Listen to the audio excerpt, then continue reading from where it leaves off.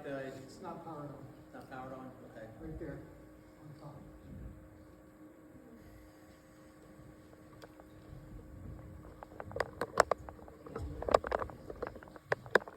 Check 1, 2. The volume powered on too. You can't hear it up here, but they got sound out there, so. Yeah, we can hear it up here.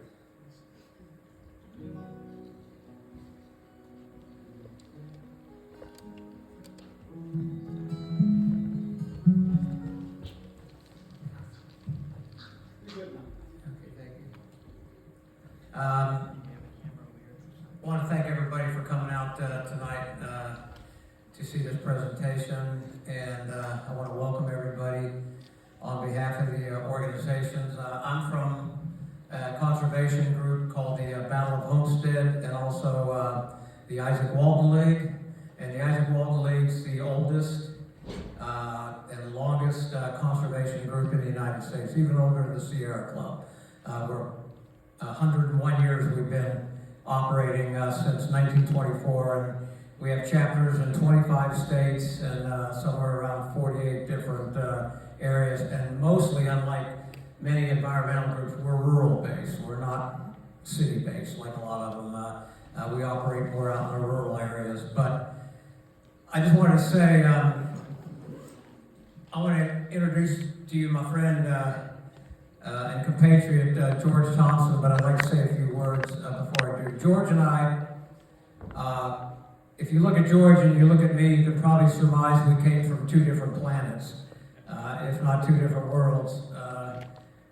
But where we came together is when we met a couple dozen families and folks in East Palestine and the surrounding area. We both fell in love with them. And the reason we fell in love with you is because I've never seen working class folks get beat up so bad, get kicked so many times, get punched in the head so many times, sick for so many days, and yet, in spite of all the betrayal, in spite of all the abandonment that you all have been put up with for the last 3 years, you're still coming out swinging. You're still coming out and fighting for your rights, fighting for your families, and fighting for your communities. Amen. And I want to say this. There's a couple of Facebook posts that Krista showed me, and there's a couple of jokers out there. I call them jokers because they don't know what's going on, who basically said that the people in East Palestine and the surrounding area that are sick, they're just faking it. And all they do is want money. They're just money grubbers. And I'm here to tell you, I'm here to testify to you in the first hand, in the first person, that is absolutely not true. I can tell if somebody's faking when they're sick, and I can tell if they're real. And these people are in pain, most of them, if not daily, weekly. They're sick nonstop. Every time there's remediation or something going on in town or down by the railroads, they get sick again. It's the same old thing, the migraine headaches, the nosebleeds, everything. And the fact that they're still able to not only get up and fight for their families, but join together as a community shows the road forward. And I'll tell you one thing, if you haven't learned by now, the federal government and the government in general are not on your side. And all we got's each other. All we got's each other to look after and take care of. And community is our answer to the chaos and the pain that they're pushing on you. So I'd like to sing a song from a 6th or 7th CD, and I'd like to dedicate this to the folks in East Palestine and Western PA here that are going through this mess and still standing up and fighting.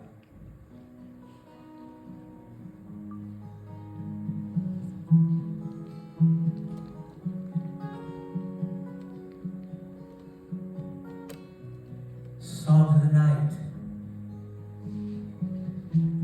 Step through the trees, deep inside your city, you will find me. War of the small, war of the flea, where the strongest bomb is a human bursting to be free, and your eyes will be my lantern. Your heart will show the way to sow the seeds of courage we need to find today to build a better future for the children that remain, where the joy will be the sunshine, their tears will be the rain. Songs of the night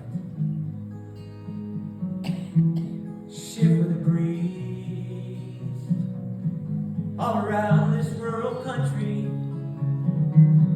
You will find me, war of the small, war of the flea, where the strongest bomb is a human bursting to be free, and you people are my shelter. Your struggle is my bed. Your life will be the pillow upon which I lay my head. And though death may come tomorrow, my dreams will come tonight. Frighten off all the demons that tell us not to get together and fight. Songs of the night drift with the leaves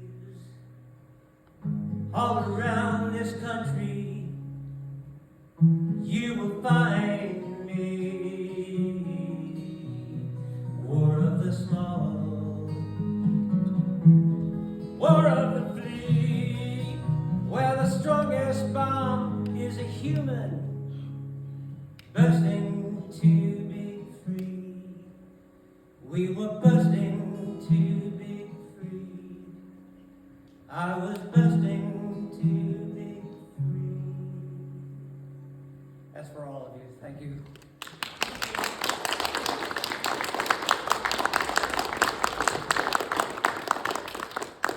Without any further ado, I'd like to introduce you to a man who has spent probably somewhere around 800 hours of his own time, not paid, analyzing what happened to the people in this area. He's the only person on the planet that actually pulled the manifest from Norfolk Southern and went car by car and analyzed what was in each car and what kind of potential damage it was going to do to the citizens of this area. He's been a chemist for more than 55 years. He was retired, and when he saw what happened to the people here, he came out of retirement on his own dime. And you don't find too many people like that, but George is like me, as a folk singer and poet Bob Dylan once said, everybody's got to serve somebody, and me and George are here to serve you. So without further ado, I'd like to bring up George Thompson.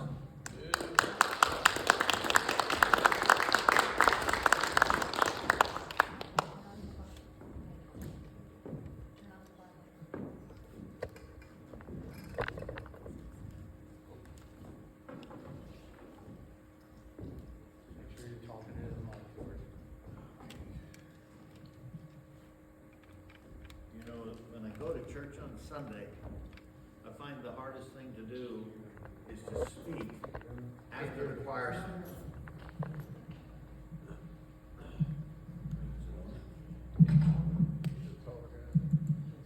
Okay, I'll repeat that again. When I go to church on Sunday, the hardest thing for me is when I have to speak after the choir.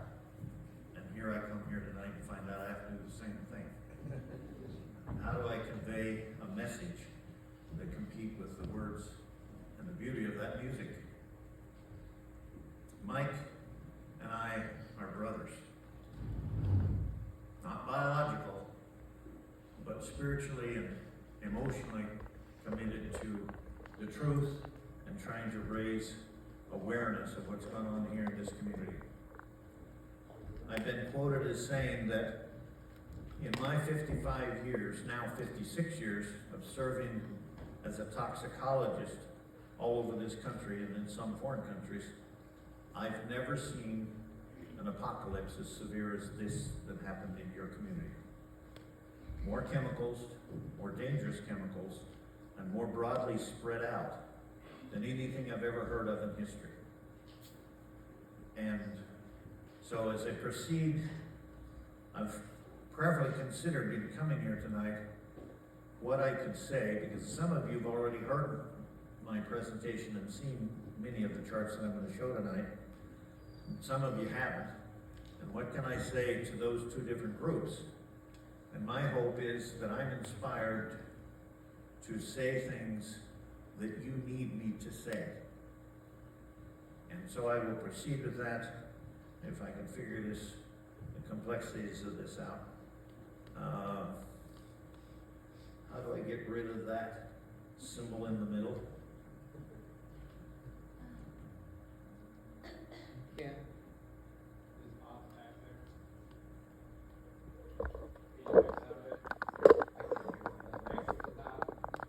X at the top. Is it on your computer there, George, on your computer screen? Yep. I can see the computer The screen. first dot on the three dots on the top left, Oh, okay. in that box. Or you can use the arrow down. Arrow. You're gonna double click it. I'll try that. I'm coming. I would like to get rid of that. See the red dot? Press the, Might, Right there. might be easier to just use the down arrow key. There we go. Okay? Now, this is the chart that I made. I don't know who made that other one. But I want you to understand, I have a degree in toxicology and psychopharmacology. And toxicology is a science that's not really understood by too many people. And so what I want to try and emphasize to you in this is that there are three different aspects to toxicology. It's a science that merges chemistry, medicine and biology, and environment, ecology, if you will. And all of those things are wrapped up in the definition of toxicology, as indicated in this lower portion. The chemistry, medicine, and environment feed in both directions. And so these are all interrelated. You can't separate one. I'm not, the challenge of being a toxicologist or a reputable toxicologist is that you're not as smart as anybody in any one of those three brackets.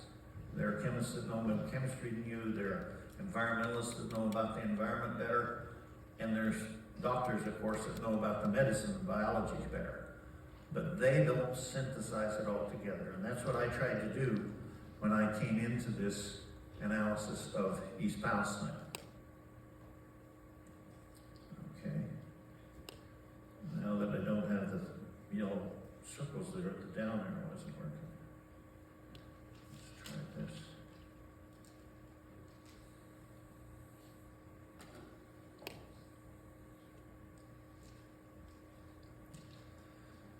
But when I first saw the information on the TV with the pictures of the fires and things here in East Palestine, I looked at it from the picture, from my experience, 55 years then, as a toxicologist, with this basic principle of toxicology in mind. It's called the precautionary principle. And I'm not going to try and ask you to read all of those, but part of what I want you to look at are the precautionary principle is when you have an issue with chemical, medicine, and environment that's so complicated, you make decisions based on precaution. You don't make decisions based upon pure, proven science. That's what this basic principle is about. And so when I saw these images on TV, I said, boy, that's complex. And I anticipated that the leaders who were looking into that, both state and federal, would look at it from this principle. And they didn't. And I'll show you why I concluded that they didn't. So the incident originally occurred on the 3rd of February 2023, and they had the evacuation order raised 5 days later. And that was announced on TV. And I was amazed. 5 days after this fire had been going, on the 8th of February is the first day the fires had really not burning. And they already lifted the evacuation order. And only a week later, they held a town hall meeting here and basically said that the air, water, and soil are safe. Now, from the precautionary principle, I knew they couldn't have analyzed scientifically in any level that to be true. And that stirred in my retired self as a toxicologist to say, I want to look at this myself. And so I looked at the kinds of information that should have been done before they had this announcement that it was safe to come back. And I've got a long list here. It's too long to read. But they should have identified the rail car content. They still don't have that straight. I read issues all the time that's not true. They don't really analyze what's in the rail cars themselves. And secondly, by the 8th or the 15th of February, they couldn't have done air, soil, and water analyses and had results back. It takes too long to get those results back in a week or two. It might take a month or 6 weeks. So those logistics suggested to me that what was being said on TV, and I'm listening to in New Jersey, might not be true. I've since read this statement from Boston University School of Public Health. One of the conspicuous casualties in the war against toxic chemicals is the public's regard for public health officials. More often than anyone would like, frustrated and concerned citizens have received little sympathy, understanding, or help from local, state, or federal health agencies. Certainly happened here. Instead, officials have tried to minimize public concern, often irrespective of the situation or the facts. Departments of public health have become departments of public reassurance. And that's what I perceived when I first saw this stuff on the news, in particular when I got into my own research on it. And so what these public departments have done, both at local, state, and federal levels, is assure everything is safe, you're okay.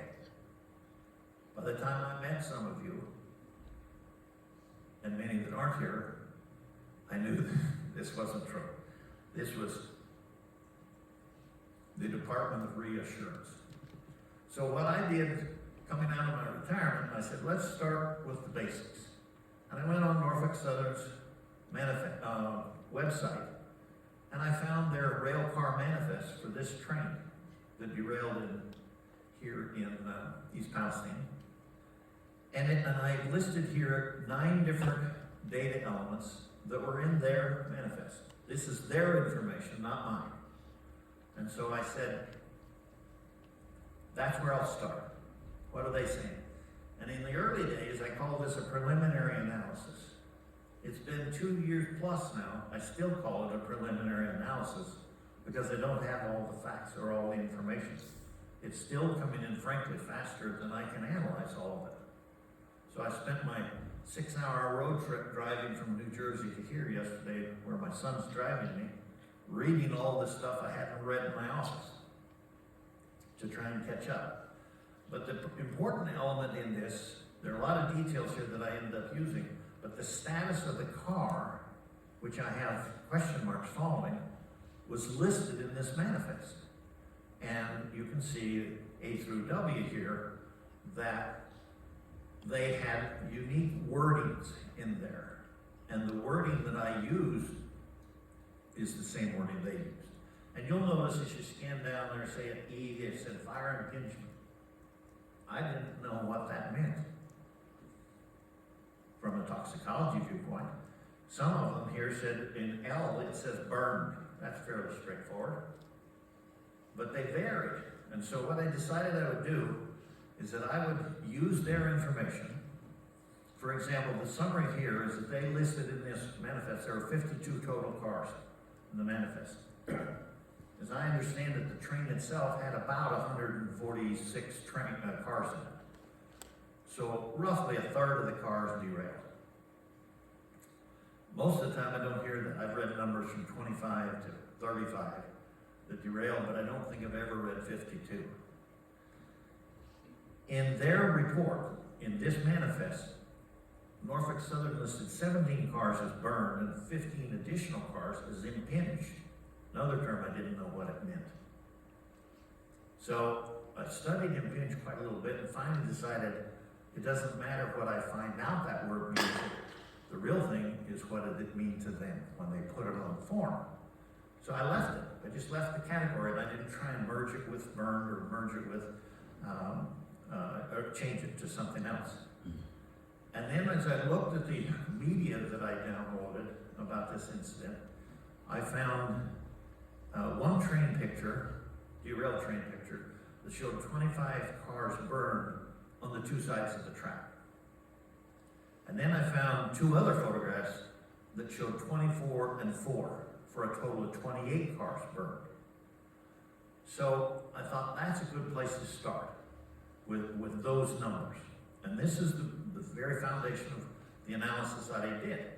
Now, as Mike said, I went rail car by rail car, and I took the left half of this chart. I can't see for sure where you are, but if that word is acute, this part over here is all Norfolk Southern data. I didn't change anything. I took it right off their manifest to put it in this table. The side over here, these three columns, the scientific information about the acute chronic health and the air, water, and soil effects was my research. And I listed here in these two charts 24 different categories in their waste manifest. And I filled in their data, and then I researched my own data and populated this table.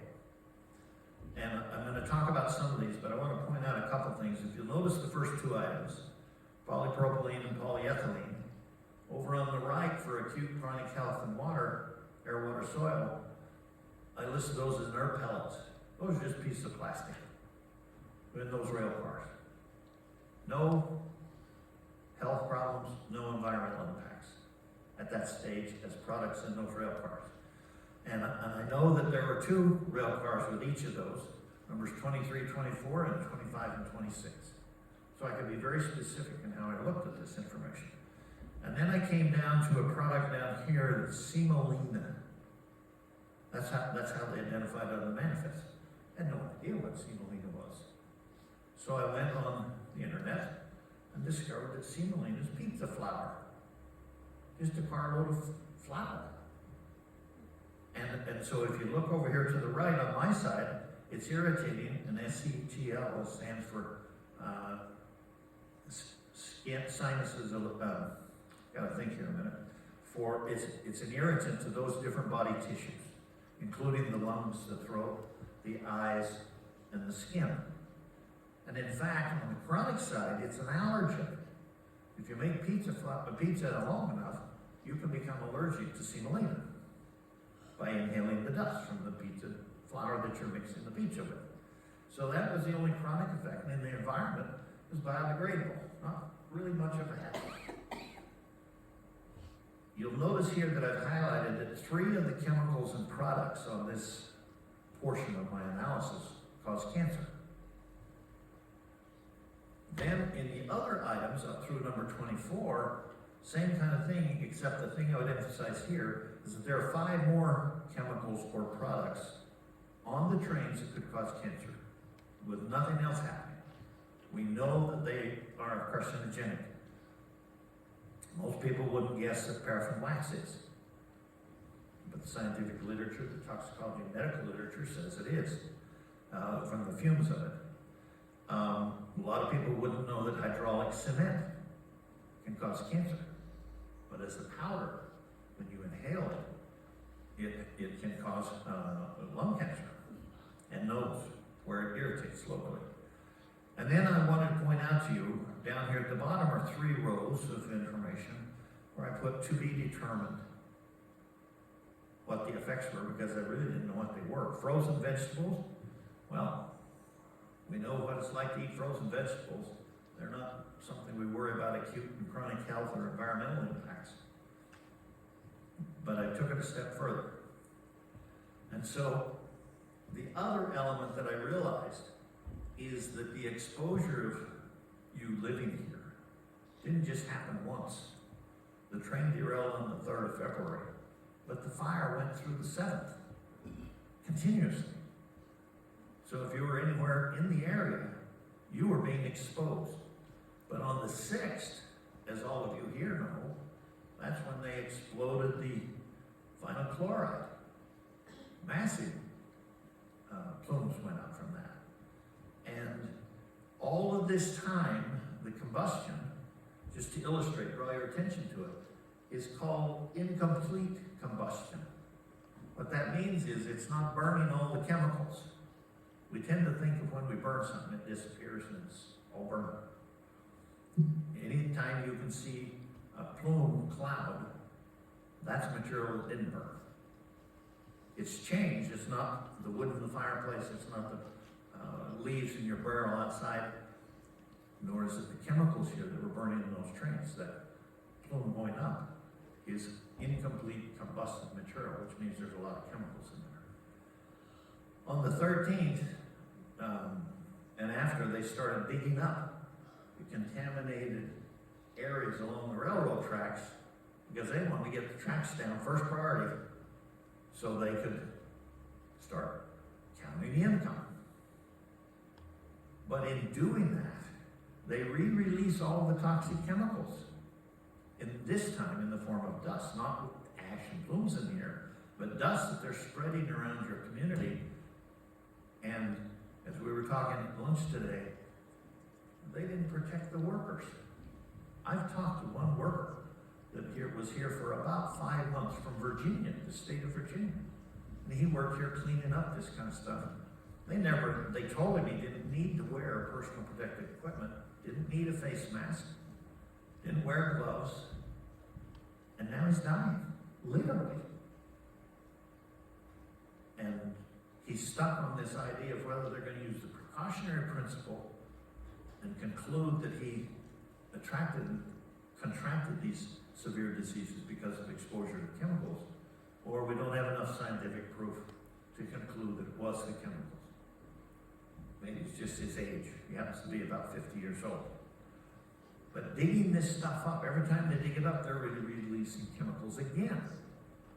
And then lastly, sometime in 2024, they started air blasting the stream banks and the sediment in the water.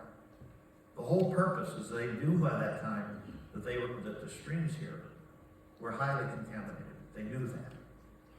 So they were going to get it out of the streams by putting it in the air. I can't understand that logic. But they re-released all these hazardous chemicals that had settled to the bottom of the streams and polluted them, killed all the fish, all the crayfish, and animals living in them. Were all dead, sterilized them.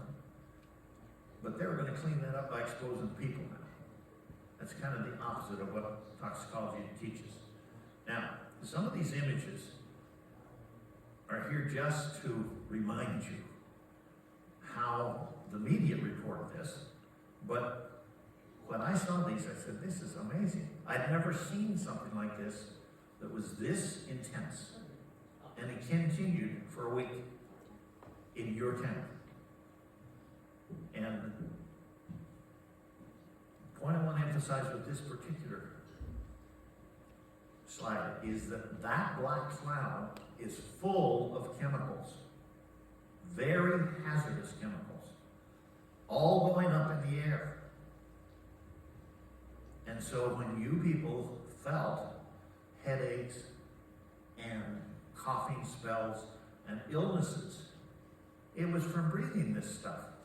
And we'll talk a little bit more about that later. But this is the magnitude of what was there. In the beginning, their manifest didn't say that there were cars that were burned.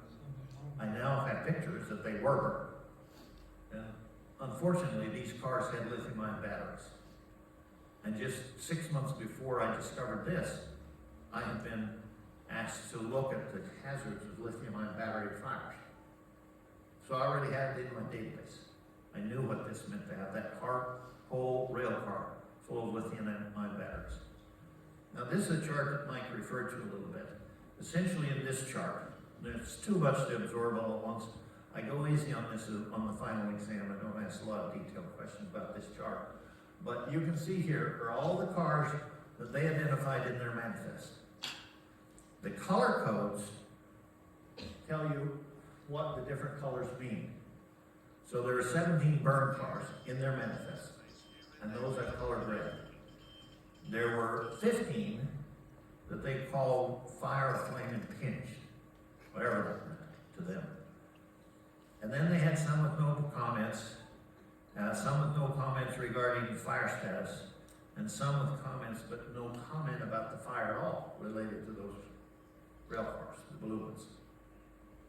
What I've learned since is that these cars over here, I think there are 9, that I put in purple,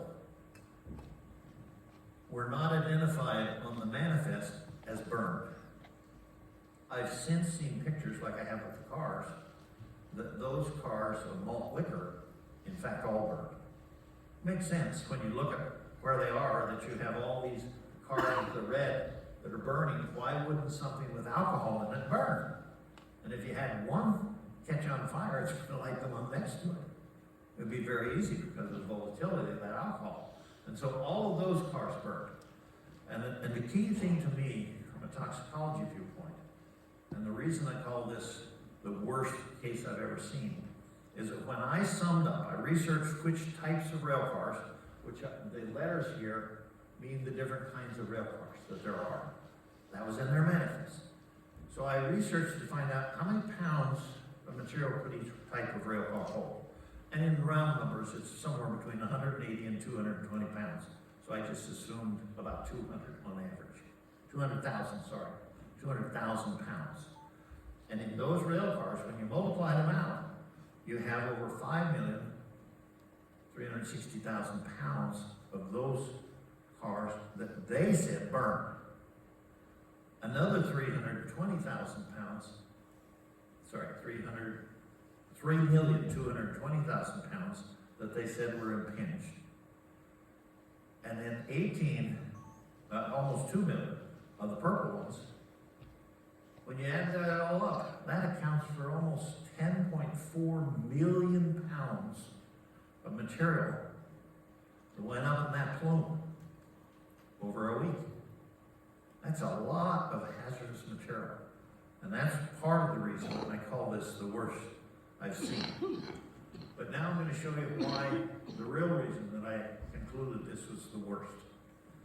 If you look at polypropylene and polyethylene, remember on the first chart that they were listed as inert pellets. But when they burn, they don't come out as inert pellets. They come out as all of these toxic chemicals. Here we are for one, here we are for the other. A whole category. And now look at how many of them cause cancer. They weren't even toxic in the rail cars, but when they go through incomplete combustion, these are highly hazardous chemicals that are released from the incomplete combustion. And what happens with the PAHs, the polyaromatic hydrocarbons, the dioxins, and the persistent free radicals, is that those highly hazardous forever chemicals bind to the carbon particles, the microscopic carbon particles. They absorb to them, if you will. So wherever that carbon particle floats in the air, you're taking those hazardous chemicals with you. And when they go in the air, like you saw in that one plume shot, somewhere they're going to come down. Whether by gravity or coldness, they've lost the heat that caused them to rise, or precipitation. They're going to come down somewhere. 10,400,000 pounds of that stuff. didn't all come down East Palestine. And so one of my concerns is where did it come out? And it probably was widely spread. In fact, the data says it was widely spread. Okay, I'd like that to work again.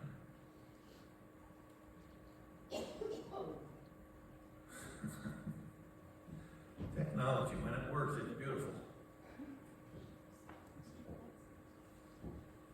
There we go. Let's see if I can get it to do it again. I want to go back. I forgot to mention, well, I want to do vinyl chloride. You've all heard about vinyl chloride now, if you hadn't heard of it before. And the vinyl chloride, as itself, was one of those 8 chemicals that's carcinogenic, causes cancer. They knew that. That's partly why they were concerned about it. But look what you produce if you burn vinyl chloride. And that was their whole strategy, is to leak it off the rail cars, 5 rail cars with about 200,000 apiece in pounds. So that's 1 million pounds of vinyl chloride they're going to burn. And that causes all the rest of the train to burn. But when you burn vinyl chloride, you get more carcinogens, not none. You didn't get rid of a carcinogen to have something that's less hazardous.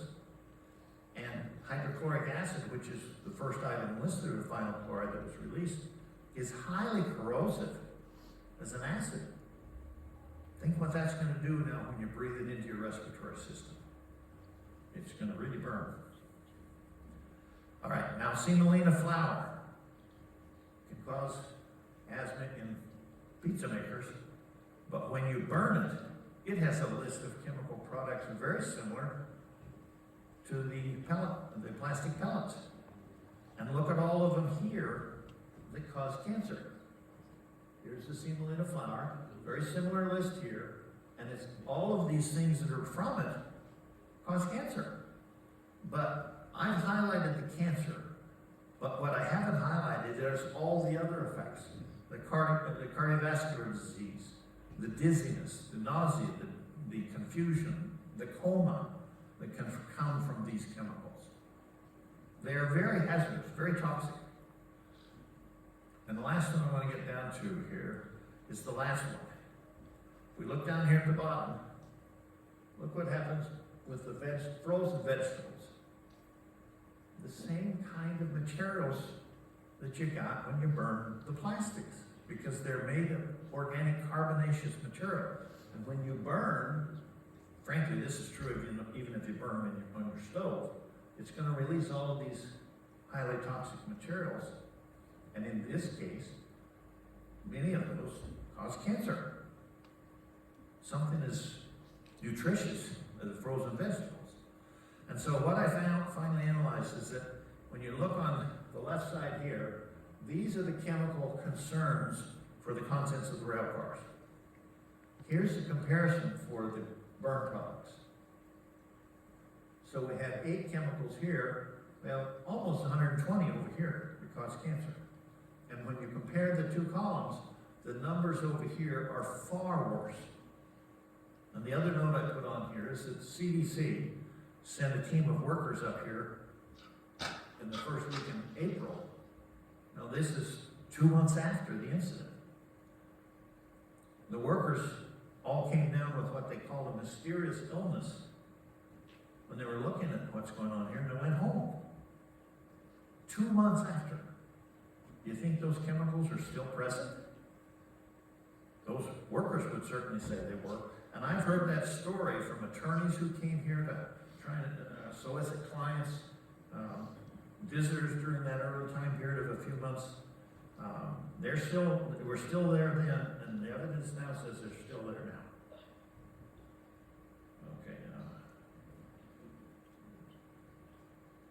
if it will let me.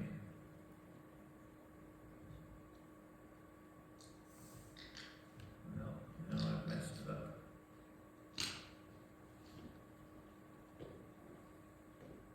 There we go. Now, let's talk about the stream pollution.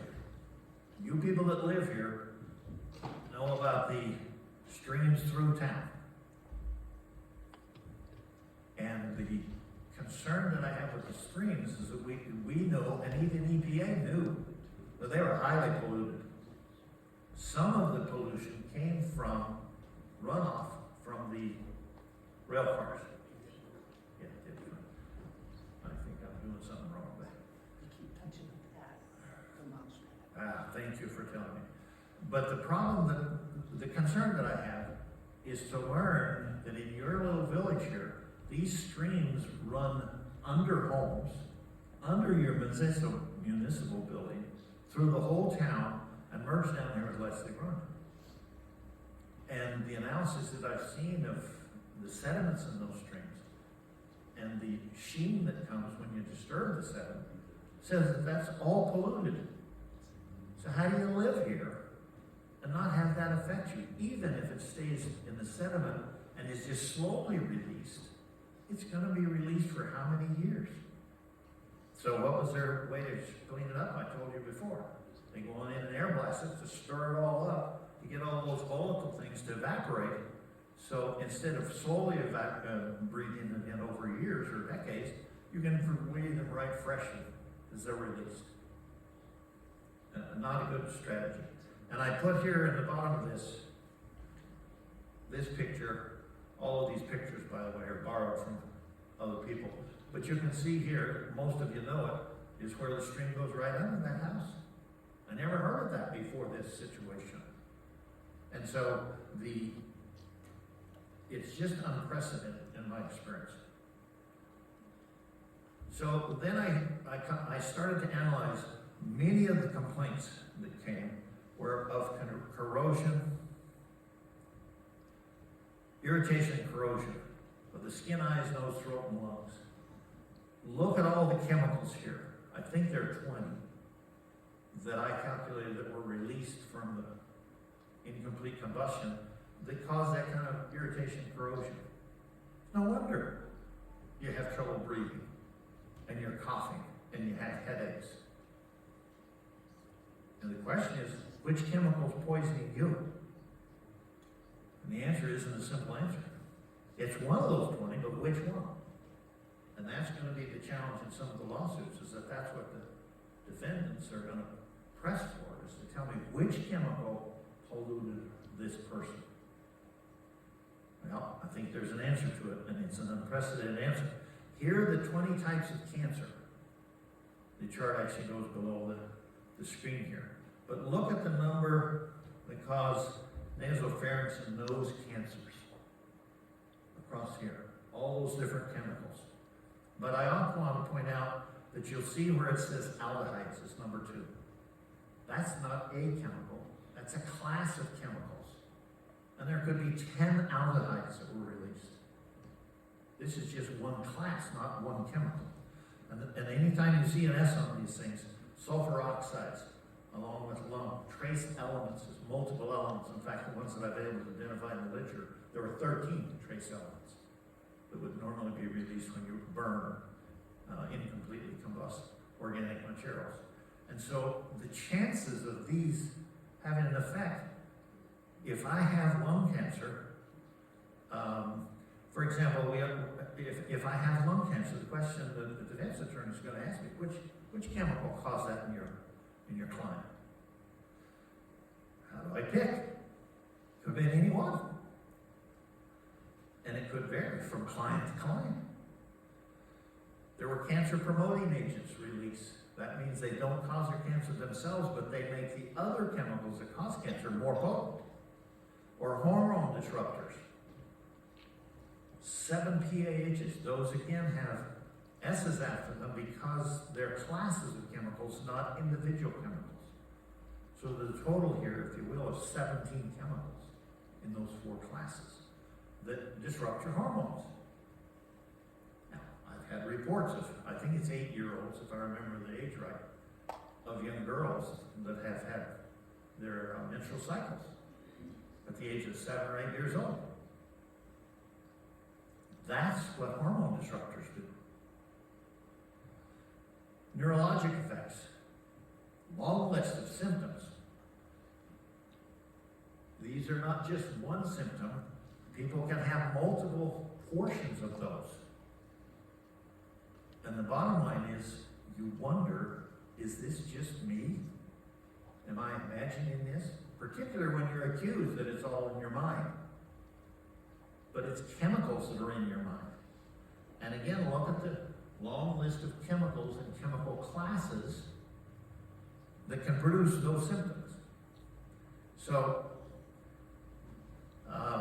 we analyze, I'm working in partnership with chemists that some of you probably know by the name of Scott Smith. He's been here, I think, 27 different times. And he and I partnered together, and this data is his. He analyzed garlic samples, garden garlic samples, some that were provided to him before the derailment, and some that they harvested after the derailment. And you can see the huge increase of these chemicals. There's just no comparison. And yet EPA says, no, plants don't take up dioxins. They don't absorb the dioxins. Now, when I saw this data, I said, what's happening to all of this farmland around here? Today, I drove through from here to East Palestine, and just marveled at the beautiful farm crops that are just coming up. But how many of them are picking up these chemicals that the carbon particles put on the surface? The farmers don't know that. EPA's telling them it's okay. You can go ahead and raise your gardens. This data says you shouldn't. Now here, Ashton McCollum gave this testimony, I think, to the state of Pennsylvania committee maybe a year ago. And I happened to see this. And I reached out to her, and we've become very good friends since. But she identified 90 symptoms that people had told her about they were experiencing. I put them in columns to indicate different kinds of organs and organ systems in the body that would produce those kinds of symptoms. And so the first two or three, these three columns are all pretty much chemical effects on the brain. But they're not all. Some of them, for example, mouth numbness, that could be neurological, that could be in the brain, or it could be local. Depends on how you were exposed and what you were exposed to. So there could be some mixes in here. But I want to emphasize things on the bottom that I put in red. No health standards anywhere are for exposures to mixtures of highly hazardous chemicals. All of the health standards are for single chemical exposures. So as a toxicologist looking at this is unprecedented. The law doesn't allow for it, nor do the chemical regulations allow for it. Totally unprecedented. But I've identified 200 to 300 chemicals that are in those plumes simultaneously. So you can take in one breath and have hundreds of chemicals entering your body that are highly hazardous. So the final element here, to make it more complicated for me, is that I can sense from my charts how many different chemicals are produced by the incomplete combustion. But when they're in that plume in the fire, at the base of the plume, I don't know which of those chemicals are now reacting. And it could be totally different products upwards in that plume. So it could literally be hundreds. 5 minutes. Thank you. So, as I started studying this, I looked at the different plumes pictures that were published, and I can see that picture is probably more than just East Palestine. And some of them were dense. Here's one that I particularly like, because I think this was taken from Pennsylvania. I think that's a Pennsylvania farm, if I remember right. And look at the breadth of that plume. And the wind's blowing. It's flat because there's temperature inversion that plateaued at about 3,000 feet. Here's a picture from an airplane. You can see how it plateaued. And when I first saw this, I could see that there was what I thought was bleeding coming off of that plume. And I interpreted that as southeast towards Philadelphia. When I looked at the air dispersion models, I thought that might be not the ultimate outcome, but part of it. And then I looked at this picture that was from EPA, that before the burn on the 6th of February, they did an air dispersion test, and this is the pattern that they saw, coming out of the northwest and going through the southeast. And the problem is that isn't what happened by the time the detonation occurred. That sample was run in the morning. The detonation of the vinyl chloride didn't start till evening, late afternoon. So the plan was that they expected everything to come down here where the red is. So they said, this is the area we really got to watch for pollution. What really happened, at noon, the winds were calm. So it's not going up, down, or sideways. It's just hanging there. By the time they set it off in the afternoon, the winds were northeast, not southeast. And so they said, in their plan, they were going to sample here to see how bad the pollution was. And that's what they did. And they were going to sample here to see what the background was. What happened is that this is what was the real pollution, and this was the background. And EPA never acknowledged that. They had the equation upside down. This information came from Stephen Petty, who was a qualified expert for your previous settlement agreement attorneys that never was allowed to show his report. Locked away. Now, I just want to go through this very quickly. We're coming to the end here. But this is one air dispersion model using NOAA's air dispersion system. And I've highlighted the different directions. And you'll notice at the beginning here, I've highlighted southeast.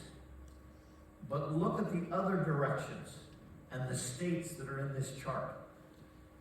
And this is the only analysis, air dispersion I've seen, where it ran from the start of the burn to the end of the burn down here on the 7th of February. Running continuously for 24 hours. I've summarized it in this table. But it was all over. So one presentation here indicated it encompassed 16 different states. For my analysis of the previous one, it was at 8 states and Canada. This one says, you can see it's up into southern Canada on this one, but 16 different states. When NTSB came here, the chairwoman's conclusion was, this whole thing is preventable. It's sad. Change your lives. Now what are we going to do about it?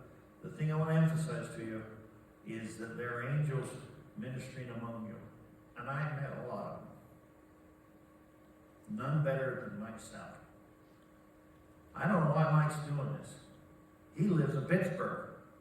Pittsburgh doesn't even know this happened to them. They'll find out tomorrow night. But he's helping you people who are really suffering because he's a Christian. That's his heart. And that's why he and I are brothers. And so, I don't have the solutions for you.